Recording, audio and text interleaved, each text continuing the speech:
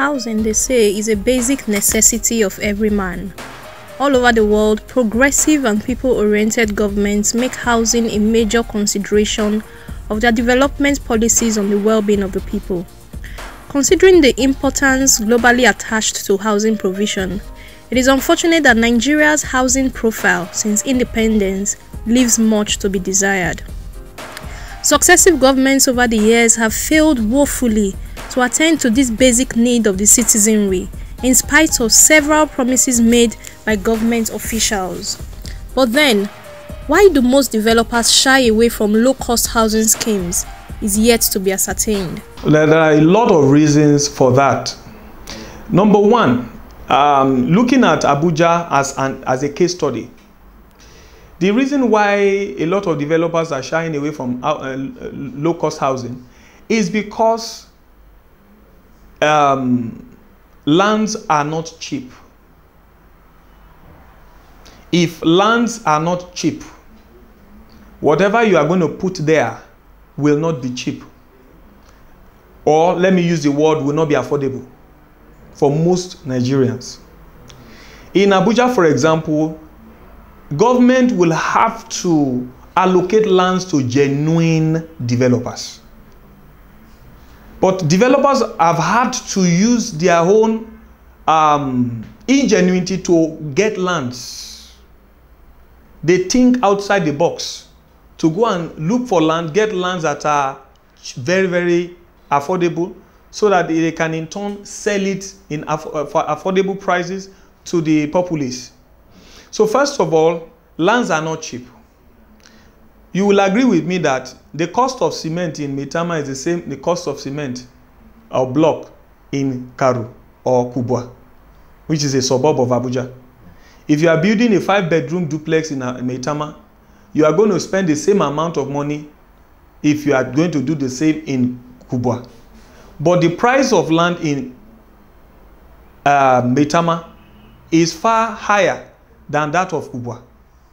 So majority of lands that are even allocated, even on that Kubwa axis, airport axis, to a lot of people are, sold for too much exorbitant prices.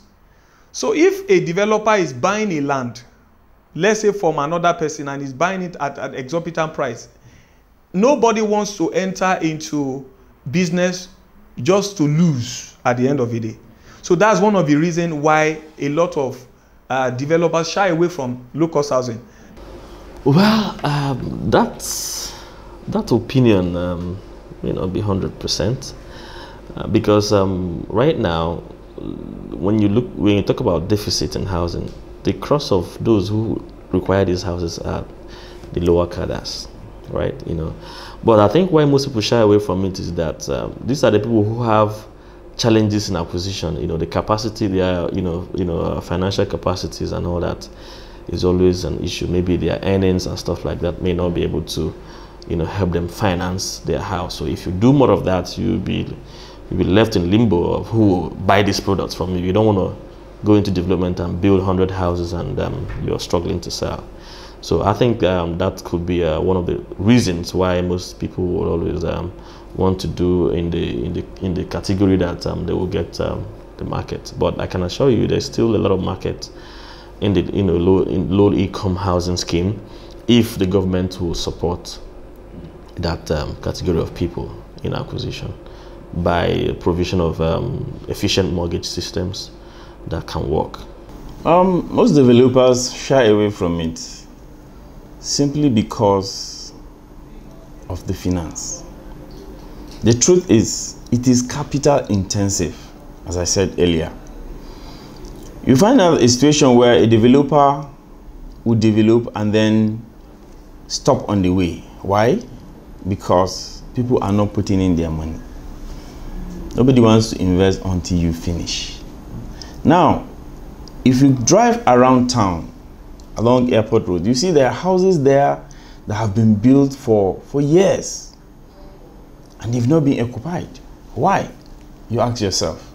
Is it because there are no customers? Is it because people are not keying in? What is the reason? Now, two things. Aside from the fact that people find it difficult to raise such money in bulk. There's a problem of infrastructure. Most of these areas, you find out that people don't want to go there because they feel probably there are no roads leading to the estate. Or talk about insecurity, for instance. Nobody wants to go and live there. And so they prefer to stay in areas where they know that, okay, as soon as you finish, they want to move in. A livable area, you know.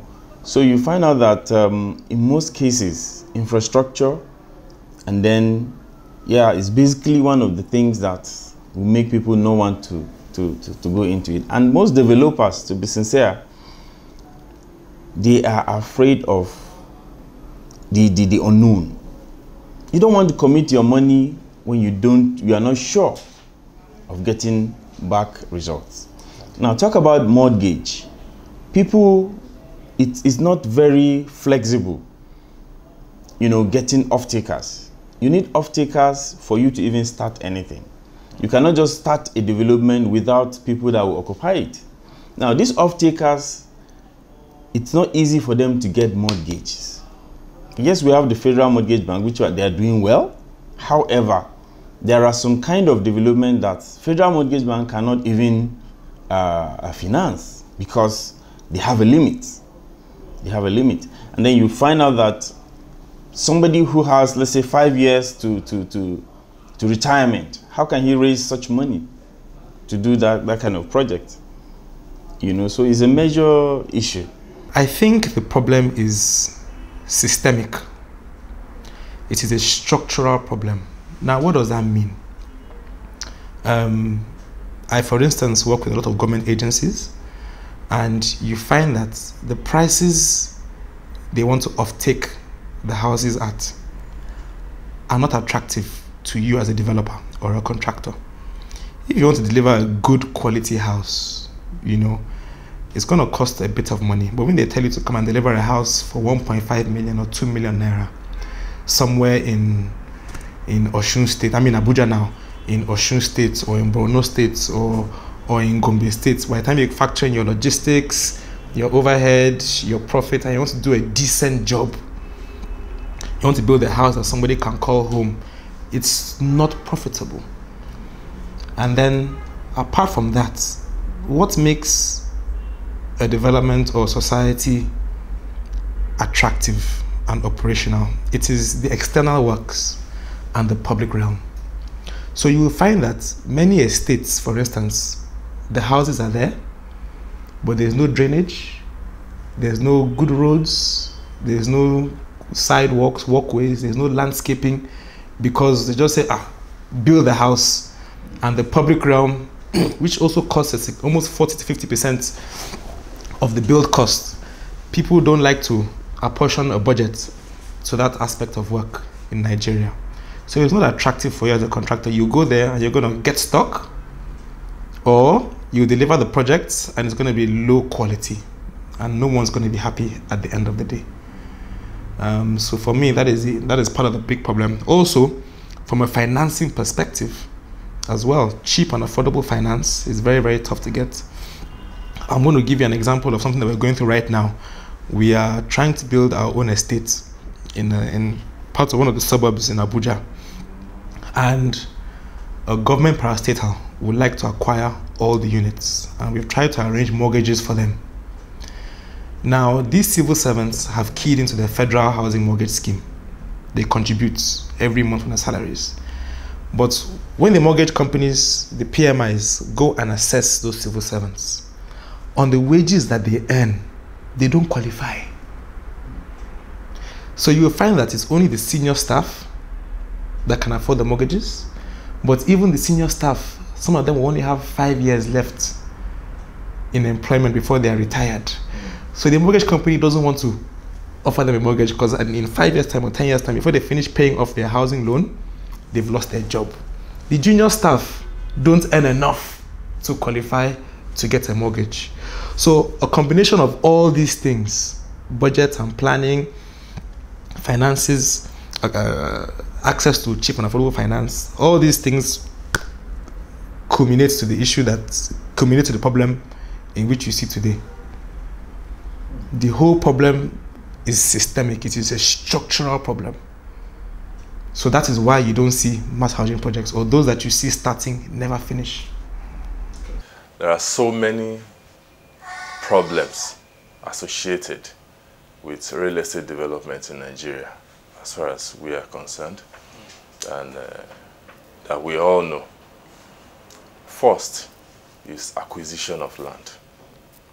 When you talk about acquisition of land, that takes us back to the Land Use Act.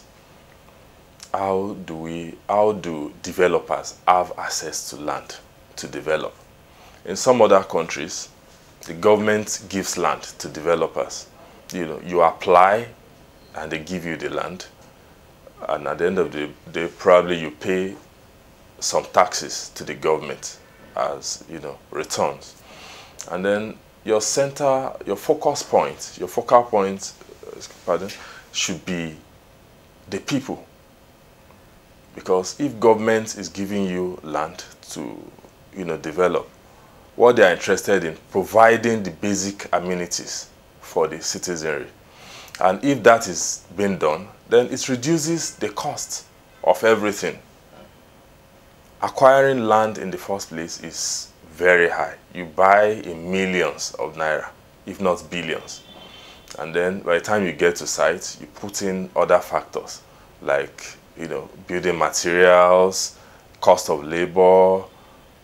At the end of the day, it makes it difficult because an average Nigerian, for example, may not be able to afford what you are providing. So that's the major challenge. It is no longer news that Nigeria has a housing deficit in excess of over 17 million units, with an outcome requirement of about 1 million housing units to be constructed yearly to plug this deficit. The question now asked is, can the government alone achieve this? You see, this federal government housing scheme that is started in 2016 was a very, very good move in reducing this 17 million deficit we're talking about. The truth is, if you look at a common civil servant, for instance, from the date he will start earning salaries to the date he will retire, even if he's going to be feeding on, say, 1,000 naira per day, he's not going to save money to buy a house of that nature. You understand? So the federal government has a big role to play. That is the truth. And now that move they started was a very good one. For instance, the one we had in Bauchi, when we started, the whole place was like a market square. There was hunger in the land. So you find out that a lot of people wants to come in to find one thing or the other to do. Now, what is the government doing by so doing? They are creating job, opportunities for people, And then, now, this housing thing, at the inception, they wanted to do 1,000 per state, which means we're going to be having like 37,000 houses. You can imagine that, 37,000 houses. Before long, they now said it's too much. For one reason or the other, they cut it down. Now, if only they can continue with such moves, it will really go a long way. And then again, we, the developers, the government can also play a big role, by ensuring that they make things come easy for us. For instance, if we have access to loans to develop, why not? We'll go in there, get these monies and develop. And then have some form of mortgage arrangement for these people to come and buy these houses. We don't expect a client to just come and pay us 100%. You do an instrumental payment. And when you are sure that yes, you can get this money from these banks, why not? You will open up the districts. Then again, coming back to the infrastructure aspect, as I discussed earlier, if government can do that, it will go a long way. It will encourage us, to move out. The city is already choked, it's saturated. You want to go down to Abaji, you want to go down to Buhari to open up, you know, and go into the real estate proper, you know, even mass housing for a civil servant, for instance, to be able to afford it. You know, so the government has a big role to play. First of all, they should allocate lands to genuine developers, not just politicians. As you will agree with me, not everybody knows how to run a business. Not everybody loves to develop or to develop houses. People have different passion. We in Nesgear Group, we are passionate about developing housing for people at affordable rates. Not everybody is passionate. Some other people are interested in oil and gas.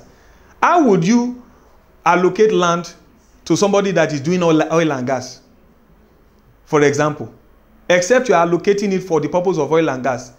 You can imagine some people get allocation on the allocation papers is so oil and gas limited. For housing, what are they doing in housing development? So the first thing the government must do is allocate lands to genuine developers, especially in cities like Abuja, Lagos, Port Harcourt, and all that. And you will see prices go down. Secondly, government should encourage credits. Credits should be given to people, especially workers. I commend the federal government for trying to, you know, alleviate this by, you know, providing a platform for people to get, you know, mortgage and all that. But we are still far behind. There is still a lot that can be done. The government has never done housing alone. The presence of private companies in development has always been there, but the government has more to do in that aspect. In fact, one of the primary responsibilities of government is to provide housing for its people. You know, the Federal Mortgage Bank, which is one of the departments that is championing the flexibility or the efficiency in home acquisition and availability of houses for its people. In the past, I wouldn't say they have done so well, because, you know, the essence of the deficit, the so wide deficit we have in housing, is because there hasn't been efficient disbursement of resources in relation to housing. So government has a lot of role to play. We need them, you know, in this industry. If they throw in their weight, things will be a lot more efficient, you know, and then I think drastically we can reduce this deficit we have in housing, and government has the capacity and can do it if they consider it as one of their major issues to solve. Government alone cannot do it, even though government is a major player in the industry, because we run an economy that is centered on government. You know, in some other countries where the private sector dictates the pace, you know, they dictate what happens, and government just serve as a regulatory body. But the case is different in Nigeria, because government does virtually everything and leaving just a little percentage for the, you know, private sector to play. So, well, I feel what the government can do is to, you know, get more people involved, more professionals involved. There are a lot of people who are, you know, who are knowledgeable, who have the technical know-how on how to carry out some of these things. And you discover they are not even there in position of power. The people there are people who don't know anything. So it depends on the political will. So they play politics with virtually everything. Somebody who is a lawyer and is handling, I'm not particular about a particular sector now. I'm talking generally. You know, somebody whose field is far from what is handling in the political terrain, you know, that person can deliver less. It is a systemic problem. So the government, I have no doubt, have every intention to give the country, the people what they need. But until they tackle all this policy and strategic flaws, okay, no matter how well intentioned they are, it's not going to work, because structure informs behavior. For instance, on a highway or in a city, if you do not provide public toilets or dustbins, people are going to throw things on the floor and, you know, ease themselves wherever they see fit. It says, like I said, it's a structural problem. So until people are earning affordable wages, until people budget and plan properly, okay, until people can get access to, I don't know if I'm repeating myself, access to mortgages, affordable mortgages, it's not going to work. Developers and contractors will continue to run away from affordable housing. Structure informs behavior. It cannot work until those systemic structural problems are solved.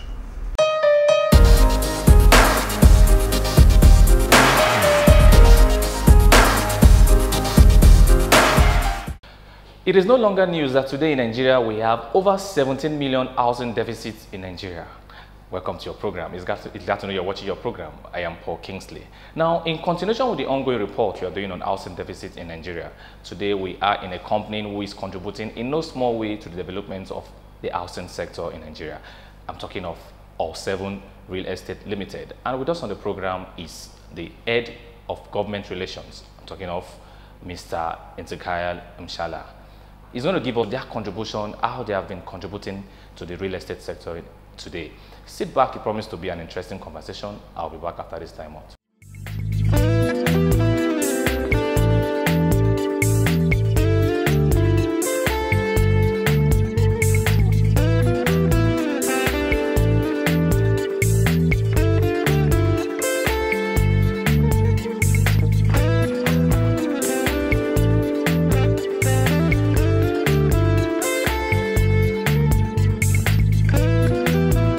All7 Real Estate Limited, it's a premium real estate development company that was incorporated in 2013.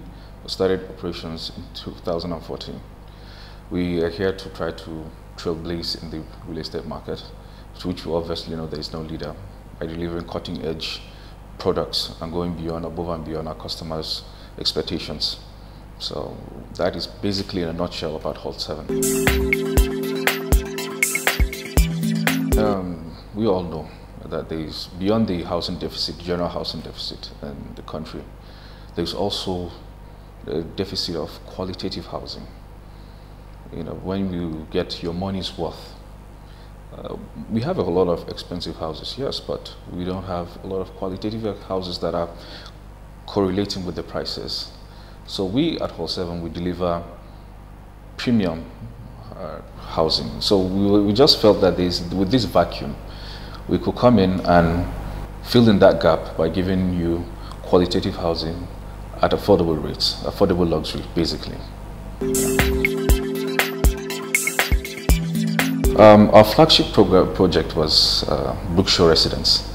It's in Karsana, an awesome residence. That one, it's 250 terraces, lovely environment, lovely scenery, city standard for infrastructure, central sewer, underground drainage, armored cabling, basketball, badminton, lawn tennis, even swimming pools, everything that you could think of. Even right now, we're even putting up a clubhouse where you will have the shopping malls and all for residents. But we deliver the city standard for infrastructure, lovely environment, spacious houses, that just virtually everything that you think of in an estate that you may not need necessarily to go out to think of to go and get some things up.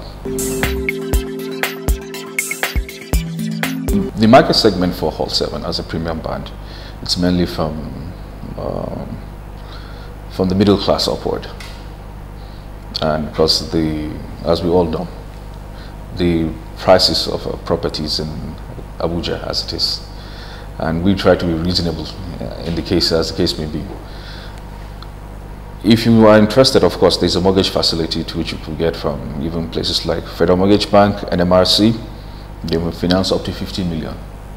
So, of course, there's a criteria to which we look at, and the checklist of your earnings monthly and how much you're able to commit part-time. So it's nothing really strenuous, but mainly we feel that people, mainly from the middle class upwards. For us, we try to sell the idea to our off-takers, try to present them the vision of what we have. We try to explain, the problem that most people face is the communication. If you don't communicate it properly, from the process of the sale, when you start the sale, it's not just when people buy you communicate. From when you are starting the sale, you start communicating to them that this is how we want to run this place, so that it will become that at the end of the day, your property value will be appreciating. So we are giving level of confidence to our people that from the facilities we're putting on city standard infrastructure. There's the FCC standard that any estate that you go to right now in this city, in Abuja, that has electricity pole flying around, that's not the Abuja standard. Any estate that you see an open drainage, that's not the city standard. Any estate that you see that there's a sockaway tank behind your house, that's not the city standard. We have central sewers, underground drainage, armored cabling, so we avoid that. And so we make sure that we are just trying to communicate to our off-takers that what we are giving them is the city standard, and also these are things that will last. We're not just giving them big and beautiful houses, but we're also giving them qualitative houses according to the city standard as it is.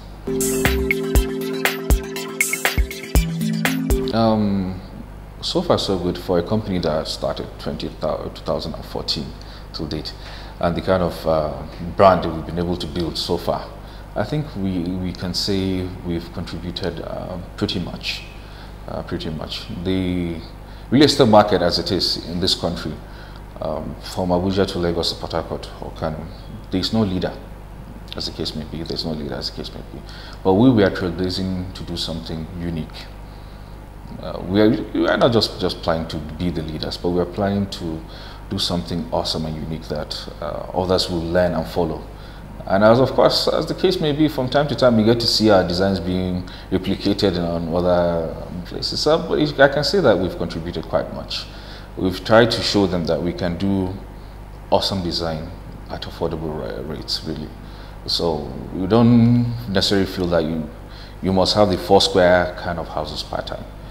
So I feel we've contributed quite much for innovation and brand equity. I mean, our brand, it's a reputable brand as it is.